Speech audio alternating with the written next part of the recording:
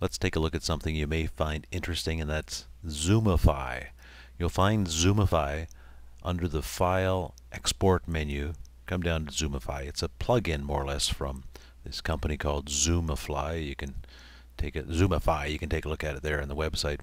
What you need to do here is come up with something where you take an image and you actually save the image with their flash-based parameters on the image. Let's make it go to a white background instead of my normal one. And I'm going to make up a folder and drop it in a folder, and I'm going to call it Zoom, just so I know it's a different picture.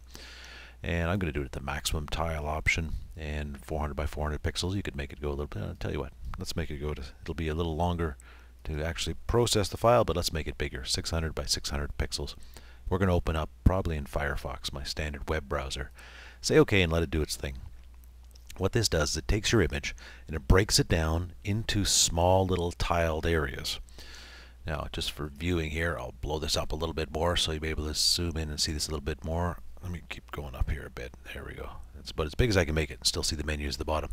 Doesn't look like anything out of the ordinary at this point. However, at the bottom you'll find some little sliders, and you can move these sliders up and you can zoom into the picture. I'll pull it up in the face here so you can see it.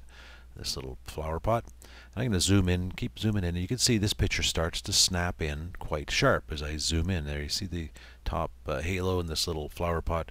Just took a second to draw in. I'm going to zoom it up a little bit more. See it drawing in there? But it snaps in. Now that's the maximum. Can't get it any larger than that. So you would embed this flash file onto your web page. Somebody that knew it was a Zoomify type image and you're tipped off by the Z down at the bottom would be able to scroll around your picture and see things inside of the picture that are quite sharp. See it snap in there when you do it? So you're over enlarging your picture more than you're capable of doing inside of the regular web page. See, it just drew it in there again. Let's take a look at back in Photoshop. Let's just zip back here to the bridge and we'll take a look at it. So my files here will be, let me just come to it again. I'll go to my new one I just made up. Here's the Zoom one I just made up a second ago. There's some SML and some SWF files here, which are the flash-based files necessary. But here, this is the interesting thing here. In the tile group 0, look what it's done. It's broken the image into all these various little tile groups, depending on what the data is in the image.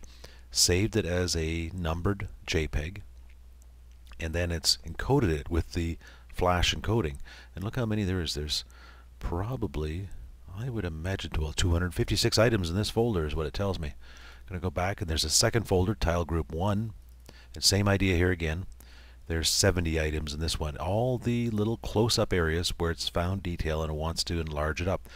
And then it remembers through all of the flash-based drivers how it looks. Now if you were to call this type of an image up inside of Flash, the program that actually sort of writes this thing, you'll see that it's all embedded in here in code. This is all the HTML coding you see here. So Zoomify is the company that does it. It embeds it in automatically in a Flash thing. What you have when you end up with things, you get a browser that allows you to see your picture and enlarge it up across different platforms based on what the Zoomify export is able to come up with in your image.